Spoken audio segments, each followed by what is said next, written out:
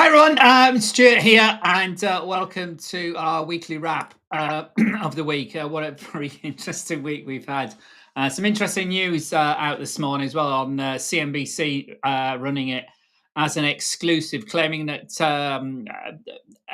government officials, insiders that they've got word of in the US have suggested that Scott Bessent has actually reduced the long list for potential new Fed chairs to replace Jay Powell come next May, down to 5 from 11. It's the three Kevins, as everyone was expecting: Walsh, Waller, and the director of National Economic Council, Kevin Hassett, smiling Kevin, and Michelle Bowman, still interestingly, and Rick Ryder, which is quite interesting. He's the head of fixed income at BlackRock, a very astute and sensible and calm sort of character, but I think he's a bit of an outlier. As I believe, this is just my take. As I believe, I would say is Michelle Bowman and Kevin Waller, simply because they weren't forthright enough in for rate cuts at the last meeting. I may be reading that wrong. Many people are still saying that perhaps Waller is the favourite. He's the current member of the Fed. Obviously, Michelle Bowman's also a member of the Fed and also relatively higher ranked. She's vice chair of supervision. So she's got a big job anyway, and she's talked about that in the past. That's keeping her busy. Kevin Hassett, obviously a member of the government, as was Stephen Mirren, the guy that's come in and shook things up the last meeting or so.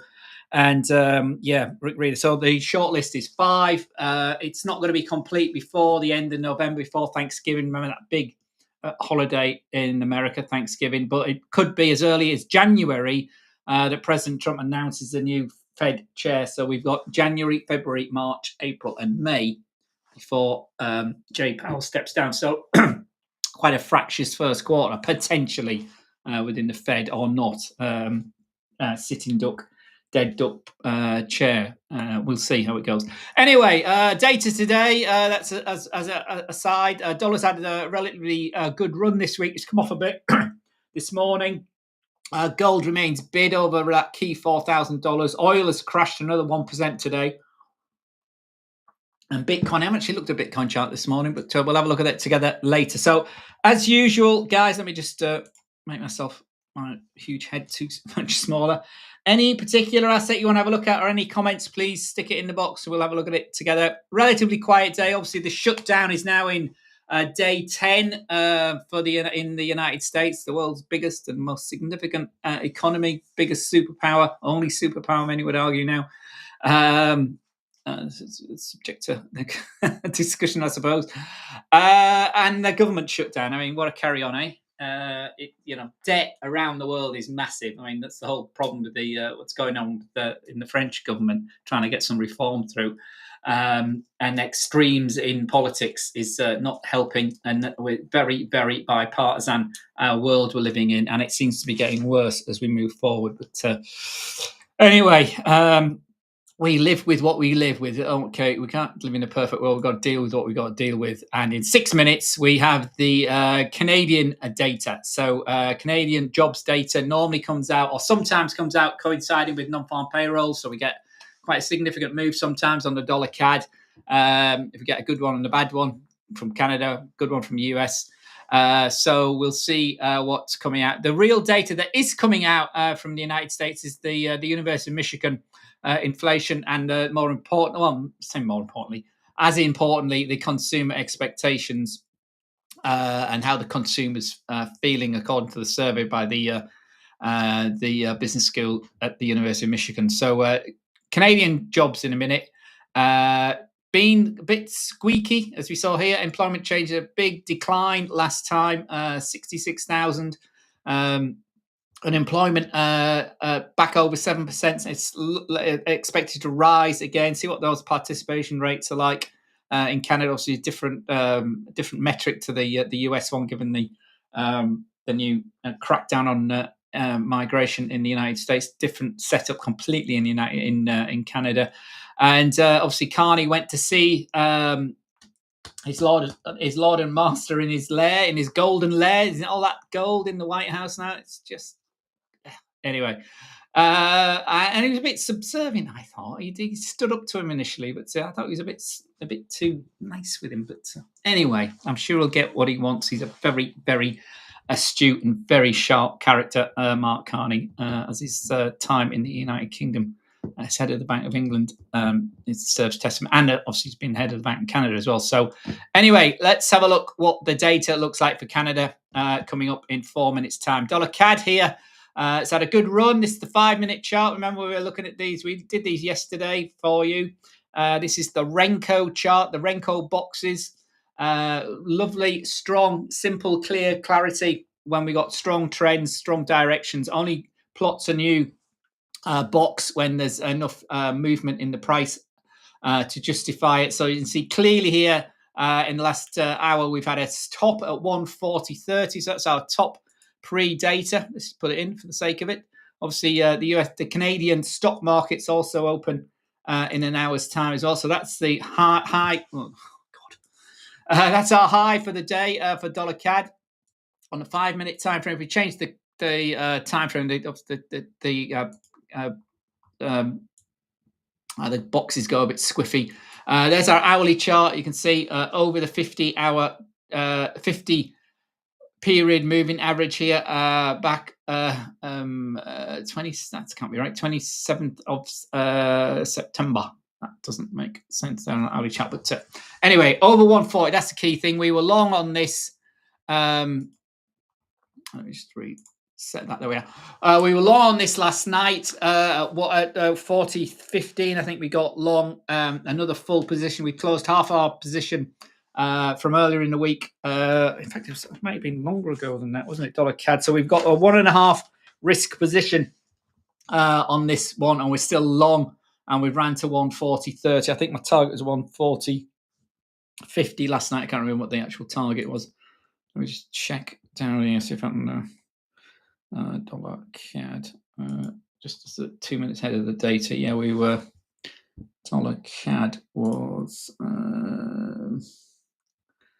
dollar CAD on my. I've got my platform working here. Yeah, 140.50. Yeah, 40.50. So we got to 40.30. We're back at 40.15 at the moment, which is our target from the other day. So this is short here on the on this 5-minute time frame. You would have. You could have confirmation was the compilation of the third candle, but the rejection of that other high would have been enough. I would have got in round about here probably on the formation of this second box here at around about 40.23, and we're currently at 40.15 at the moment. So we're moving down, but will we break under there? You can see the and this is what we get. This is what you get with Renko. It's very clear horizontal lines, very clear price levels. So that's what we're looking to break from a horizontal price action here. To the downside 140.12, but that could have been your target, couldn't it? There's the top, there's the bottom. We've formed 2 or 3 times. So a break of that, and we could easily then come in to test the 50 period moving average there at 40.02, and then the big round psychological 140 if this data surprises badly, to be honest, but we shall see. Biggest mover this morning has been the yen. Yen's up quite significantly. Sterling's off quite significantly. Pound, the guppies moved quite significantly. We've got other positions open. So we've got a pound Aussie position, and we're long the DAX from last night. If you didn't see my post on up on our Discord last night, there we go. So a target would have been hit, but it's with us, isn't it? There's the volatility of the data breaking. So what's saying this? This is a strong CAD movement, a clear reaction to the movement. This is big moves. The boxes get formed when we get a movement down, and the way this is set up, it's around about it uses the 14 period ATR. So big move under 140. So that first target would have been breached already. 12 pips to the downside. So let's have a look at the data as it's come out. But a stronger Canadian dollar on the jobs numbers that's just come out today. So just nice calendar always refreshes just for today. So there we are. Canadian employment data much better than expected. So a positive 61,000 new jobs created for September in Canada. Last month we had this big negative decline of 66,000. Big change of 100,000 plus from a negative 0.6,000. Part-time, interesting, part-time better than expected, but still quite negative. And participation rate has ticked up by 1 tick, and unemployment has remained at 1.7%, still over 1.7%. Excuse me, but hasn't ticked up as the market was expecting. So that is good data for the Canadian central bank, and Mr. Carney as Prime Minister. We're happy with that bounce back in employment. Let me just check what that looks like on a monthly basis. I'll just find another chart of that 60,000. And I'll see what that looks like for today. So if we look at this employment change, so it was last month just a simple aberration and a big outlier, or was it not? That's the thing, isn't it? As you look for, right, I can if I just bring you up the a little chart of that changing. This is the employment change on a monthly basis in Canada, going back to just after the COVID crisis. So we have some negative numbers in the spring of 21 and the winter of 2022. Since then, it's been a positive jobs growth in Canada. So we had that apparition last month of a negative 65,000. This one here. So it was a bit of a sort of outlier. The question is obviously the bounce back's been very strong, but we'd had that before. We've been drifting lower here through 2025. Then we had this uptick here in the summer in July, and then we went lower again. So the question still remains, have we turned the corner? And it's not clear from that. And you see there, it's not clear from that trend, that regression. Put a little regression line on that lot there. You can see we're still moving down. So the remaining data for November and December for 2025 will be key going into January. Remember, January was that we have had weak ones in January before. There's a June one as well in summer, middle of the summer. But so the regression is still perhaps set. It's a great number, 60,000. We'd been back to 70,000. They would have felt much more confident, but that's a very big flip. As you can see, they've done it before and then it's flipped. So it is a volatile number, and it's becoming more volatile because of obviously the tariff impacts. Obviously, April was here. The big hit on steel and aluminium for Canadian imports into the exports into the United States. That still remains the case. They're still part of that North America free trade area, with Mexico. And I say there was very much a bit of a bro romance by looks of things earlier in the week when Carney met Trump. However, Trump's obviously dropped his 51st state nonsense, but the jobs numbers have been quite volatile in Canada. But that is a significant bounce back. This has been lower again or negative this month. There's been a lot of pressure for some more action from Carney and his government. But that's bounced back. Can it hold next 2 months? So next month becomes quite critical as we move into the middle of the fourth quarter, and third quarter earnings have all started to running through as well. So the result is a stronger Canadian dollar. Big old move here. So through our support area, through our initial target there at 140, and we're currently trading at 139.80. So we've had a significant 50 pip move from top to bottom of this trend. You'd still be short on that, and we just look at the Canadian dollar as bid up. If we look at the other CAD crosses, we look at the euro, also moved down on that. So it's a stronger Canadian as well as a weaker dollar on that day. So strong Canadian dollar. Again, another key level it's broken there for euro CAD traders in the last 5 minutes, under 161.85. As I said earlier, that's a beauty of the Renko. It's a simplicity and it's a clarity that you get, a bit like the Heiken Ashi candles. Put another moving average on here. I've used the 50 just to give you a balance. You're either long or short. Clearly, this was longish. Then it went into it, but then it looked like it was still spot. But there you are. So yesterday, break, short, retrace, leg lower. So just keep your stop loss trailing down a couple of boxes behind you. And it's a very simple pattern to follow Renko. So CAD bid on that, Euro CAD, and Sterling CAD, one of my bogey, or had been had been very much a bogey pair up until this year, literally earlier this year. But that's a story for another day. Where we had a very, very good run on three or four, I think, times we took this. I haven't had a trade since then. But again, another one, even weaker here, sterling here on this 5-minute Renko box chart. So retrace, sold off, retrace, sold off, retrace, sold off, retrace, sold off. See, the lows are getting lower, the highs are getting lower, and the legs up are only two boxes, not three boxes. So down we go again. So that would have been another short there at 13:05, about half an hour or so ago.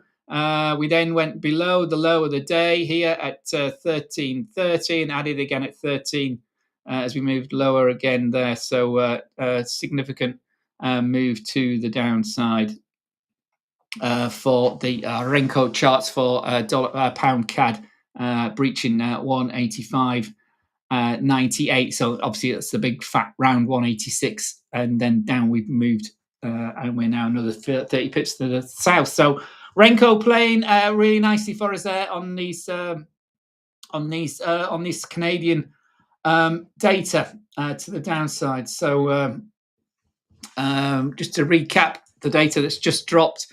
We got stronger than expected, much stronger than expected employment gains in Canada of 60,000 for September for this month, from a negative decline of 66,000 last month. So it's a big old turnaround, 106,000 extra full-time jobs coming in for September.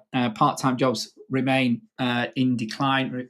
So there's a churn clearly from part-time to full-time. One would assume from that data. But the decline in part-time jobs is not as bad as it was last month. So more people coming back to the jobs market as well. The participation rate has gone up by one tick to 65.2. That's a quite healthy participation number, 65.2. And unemployment, although still higher than the G7 average, 7.1%, over 7%. It's not as bad as markets were expecting. We're expected to tick up. It's actually stayed stable. So all to play for November and December next month. Obviously, we've got the seasonality of the holiday season kicking in as well the next couple of months. So take that with a pinch of salt as well. It'll be interesting to see if this maintains, as we saw on that calendar. Sorry, on the chart, this flipping here. Let's see this more positive as it had been during last year and 2023 as well, Canadian employment. Okay, so that's good. I say we've got another data dump in about an hour and a half. The University of Michigan, this consumer sentiment and inflation expectation. About I'll still be here for that, obviously. But there we go. So stronger CAD on the back of the stronger jobs numbers, and with the lack of other data elsewhere other than chat. So let's have a look at what's going on elsewhere. So we were saying the Forex. We have a look at the dollar. I say it's had a good week, but down a bit today. Let's just go back to the different layout. Let's not get too. So dollar had a good. It's had here against the Swissy, the top of the pile here. Remember, the Swissies had a really good run this year against the dollar. But it looked like this week we've seen some significant turnaround in the dollar, strong dollar, and the Swissy moving through that key .80 levels we talked about on Wednesday, and we had another strong day yesterday, finishing at 80.50. So big breach on Wednesday's follow through buying yesterday, stalled right at this pivot area, 80.50. And that's why we currently pivot now 80.55 at the moment. So you can see this is a bit of a cluster area. So over this zone, and there's a lot of fresh air potentially to the upside. That next high from the end of July, beginning of August, beginning of the summer, took us to 81.40. So that's the next key resistance area for the Swissy, for the dollar to get through against the Swissy. You know, we were looking here under 70, under 79, 78.50, 78.25. That intraday low we saw just at the middle of September. So it's been quite a significant turnaround for the dollar against the Swiss franc. But we have seen this before, you know, if we've been moving down, and it didn't happen last time. This looked fairly strong here. See this 3-day rally here we saw towards the end of July. It's different when you're doing it at the beginning of October compared to the end of July. Obviously, we're going into the summer doldrums, but is this the final wave up? Can we hold a 50-day move now? So that's a key for you Swiss dollar traders next week. Can we hold a 50-day at 70? Let's call it .80. Basically, the Swiss franc needs the dollar needs to hold over .80 against the Swiss franc if we're going to start to see some movement higher again. Dollar yen went to 53. 53.25 yesterday, and again earlier today. We're down a bit at the moment at 52.54. Basically the weakness of the yen has been sort of tempered. There's some discussion about there's been a bit of a fallout in the leader in the governing LDL party, LDP party in Japan, about the sort of the likelihood of the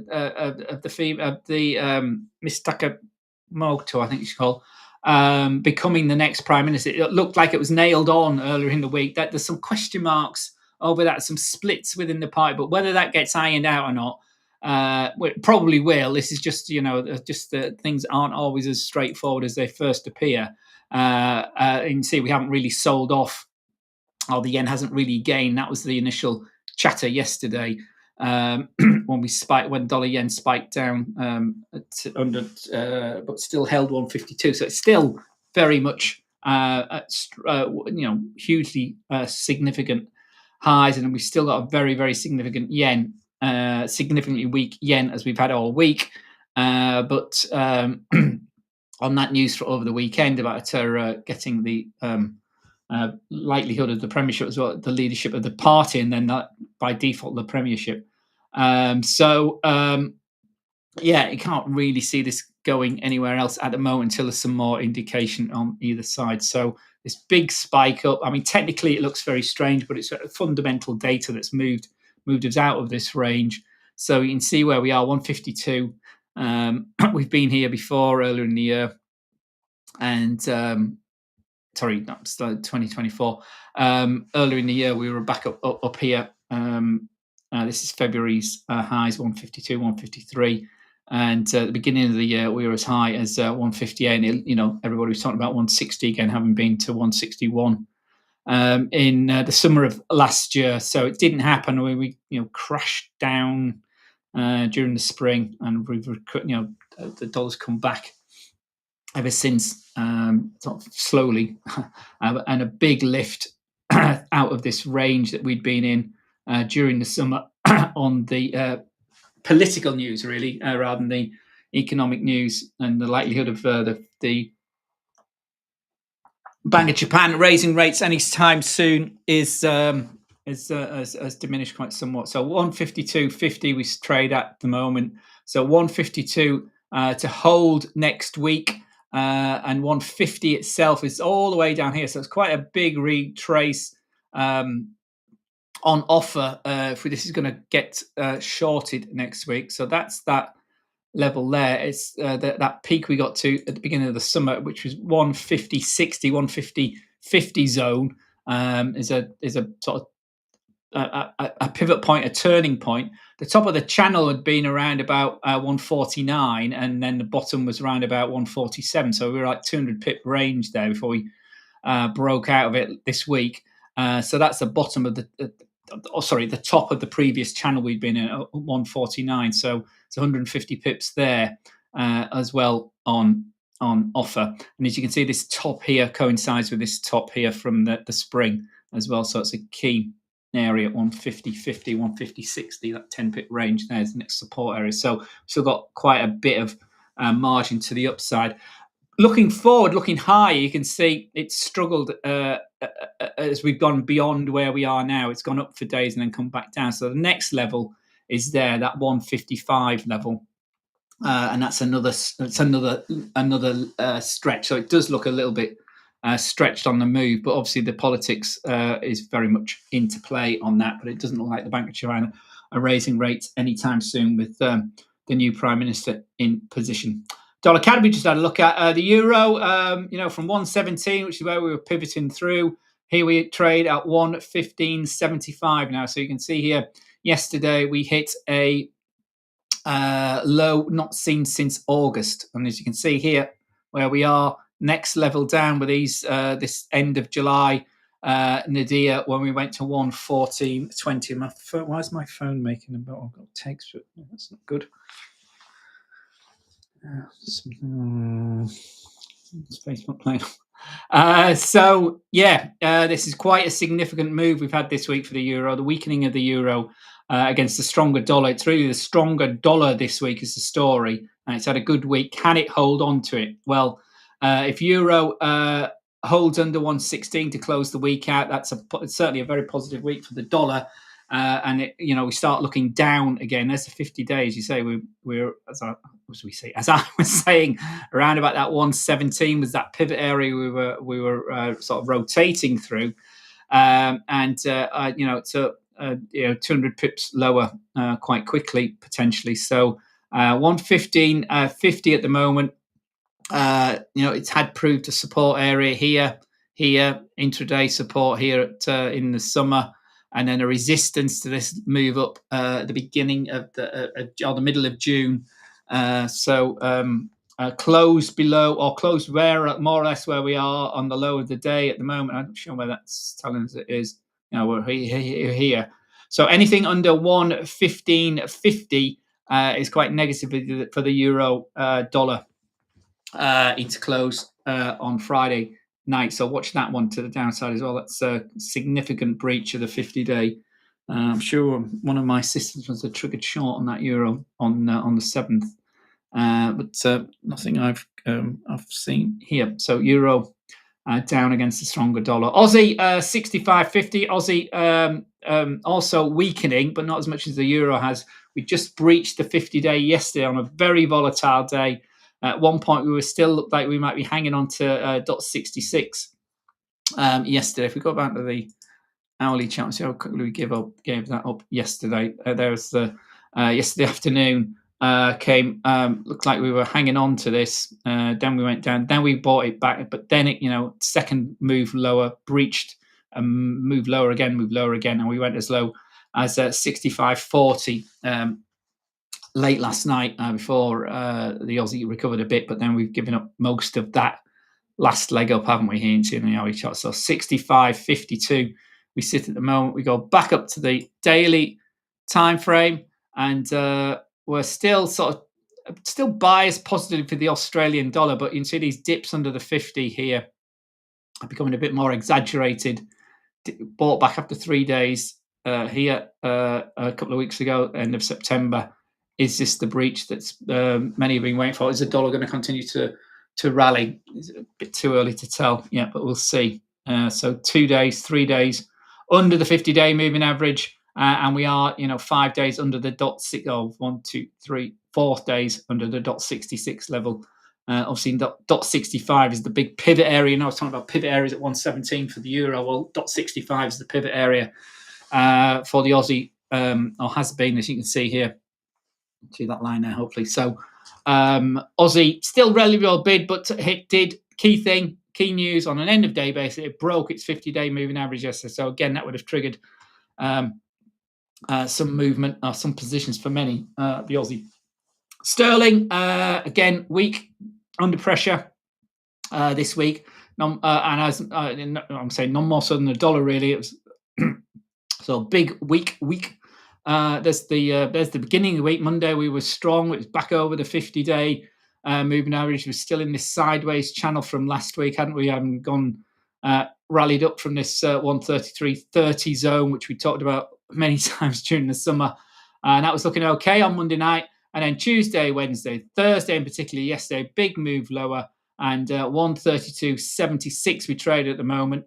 That little support, semi-support here, pivot area, support area here through April and May, actually, interestingly, at where we are now, 132.75. But, the first immediate low, pivot low, takes us back to this end of July. Again, technical low, 131.98, so 132. Next big round number calling cable lower, so watch that next week. 132 for cable to the downside. Upside, we need to break the 20-day moving average, would be sort of just around about here probably, and then that 50-day which breached, which was rejected basically for 4 days, which is also, and then we moved lower quite significantly on Tuesday, so that's now sits at 134.60. So 132 downside target for cable traders. And finally, the Kiwi 57.50 today, Friday. But again, you see the daily the daily chart down Tuesday, Wednesday, Thursday. Stronger dollar, 3-day move. A big move yesterday, just like we see in cable, and breaching the low from last week under 57.65. Lower again yesterday. And if we look to the left, you can see with the Kiwi, we obviously had that big surprise of the big cut, the 50 points cut from the RBNZ earlier in the week. So has that been overdone? Well, not really. We still got some legs to move down. This cluster here, this where we had the 50 period sort of oscillating down here, ticks us down to 57. So we're only 52 pips above that. So next big support and next key round number for Kiwi traders, holders, traders, investors, dot 57. It's 56. There we are. 692. Eyeballing it. 5703. There we are. 57. So watch that next week, Kiwi traders. Okay. So dollars had a good week. It's given some back today, but quite a strong, significant week to the upside.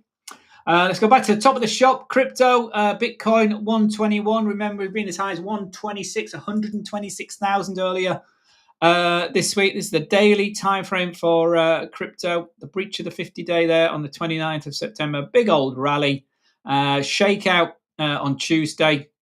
Engulfing candle as well on Tuesday at the body of the candle. There's that 126 high we got on Monday after the furore of last week and the weekend. Sunday took us over 125 as well, and we're giving it back.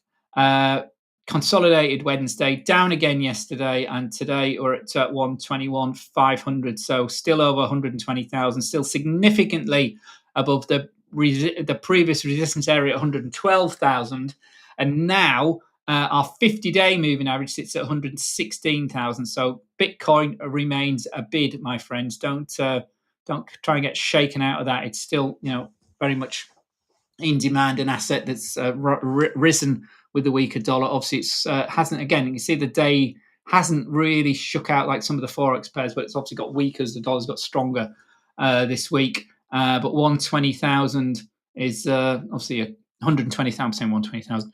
120,000 sits through there somewhere. Actually, it does not actually. It's not. It's only 120. Yes, it had been. These are all going to disappear thanks to vagrancies. My current vagrancies of Trade Locker. So 120,000 could easily get tested over the weekend. It got tested yesterday. So we could be. Don't be surprised if we breach 120,000 for Bitcoin this weekend. There we are. Look at that. There we are. There's a little channel there. So 117,000 is where we found some support before resistance. So there's a two. That's the channel we may move into, and a support there. That's the 50 coming up to it. So buys at 117, I would guess, going into next week for crypto. 119. Well, it's 100, more or less 120,000. Let me put it at 120. There we are. Give or take, there we are.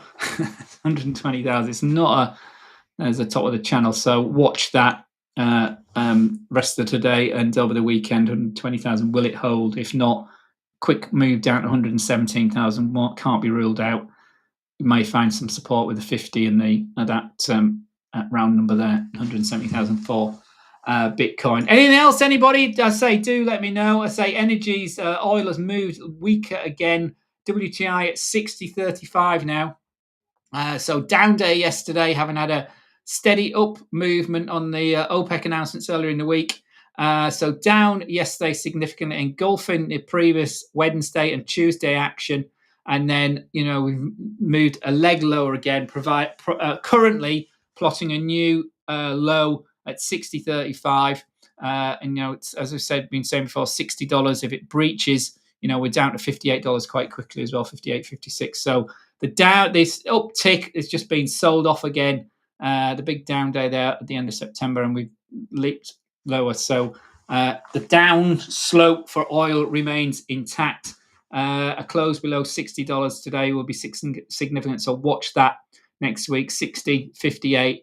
And again, we'd need to move back over really 60 back into that channel. Remember, I've been talking about $62 for WTI to look to find some sort of sustenance. So 62 is the resistance to the upside, 60 is our support, 58 is the next downside target for WTI. Same pattern for Brent, except the numbers are a little bit different. We're talking $64 is the next support area. You can see here we're at 64, or even closer, 64.15 at the moment.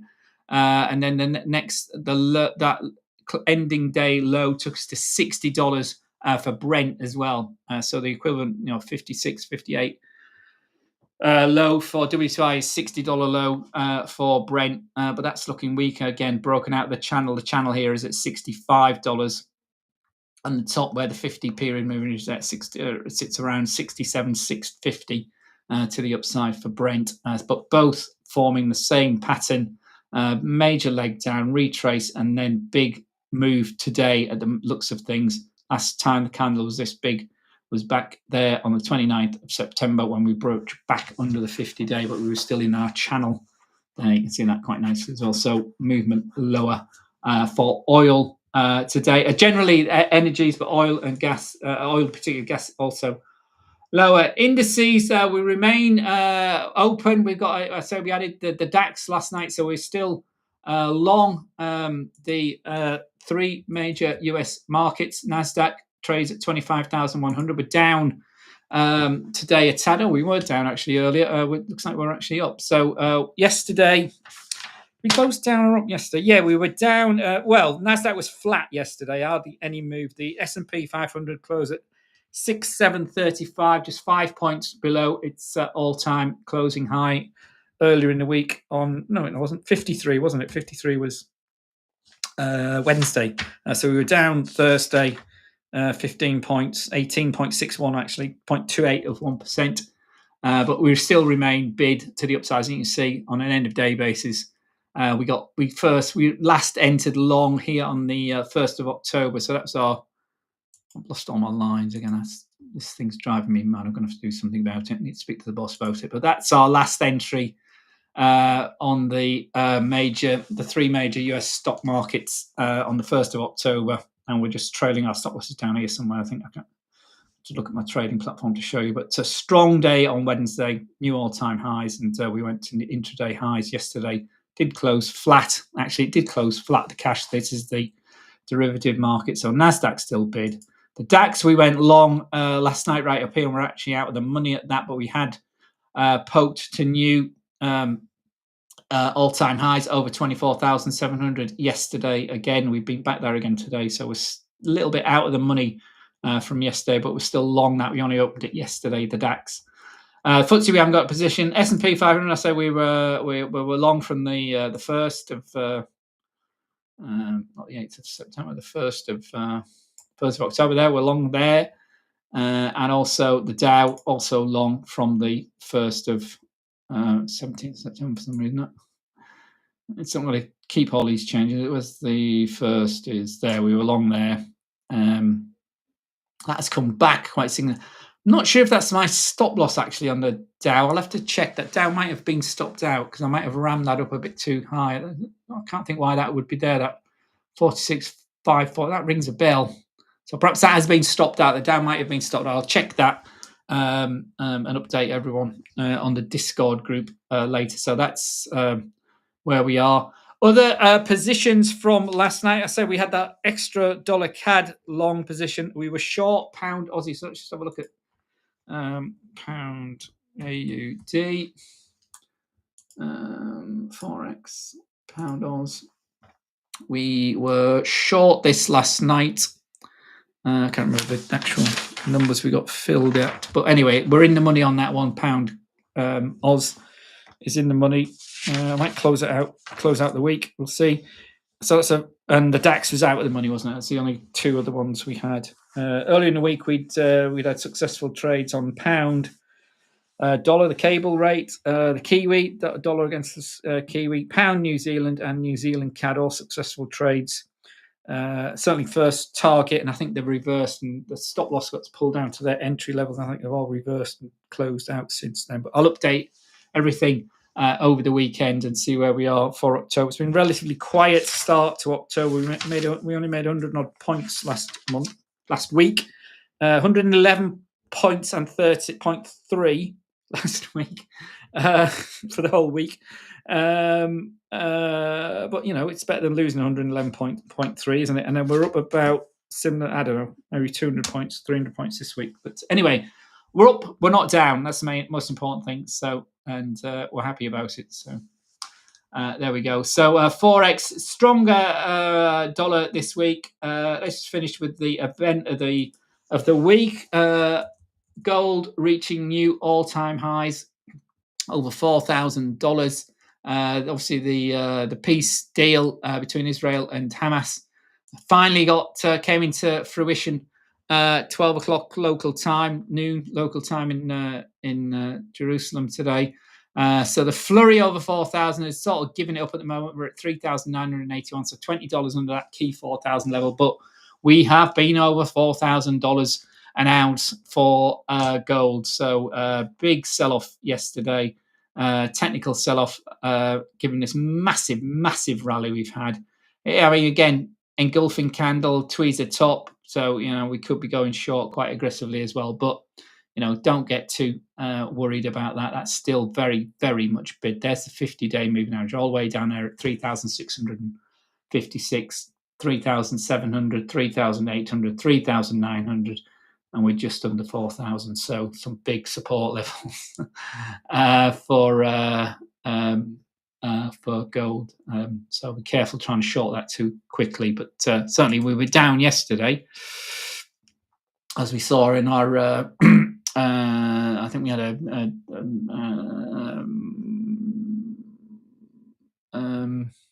it was not on this platform, was it? It was on the. It was the. Renko, wasn't it? We were demonstrating the gold market yesterday. There we are. So it was on the 5-minute, not the hourly chart. But yeah, we moved down really aggressively yesterday. There we are. We caught the last leg higher yesterday as we were doing it live, and then it's legged lower. There you can see the power of the Renko here. Right, just reset that. There we are.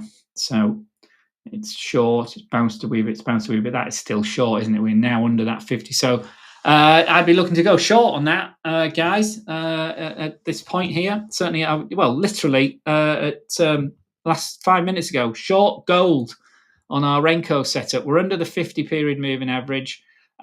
We've retraced a couple of times since this morning. That is looking short. We could easily go. Next target would be that level there, 3,974 would be a target to the downside. Another $6 available potentially.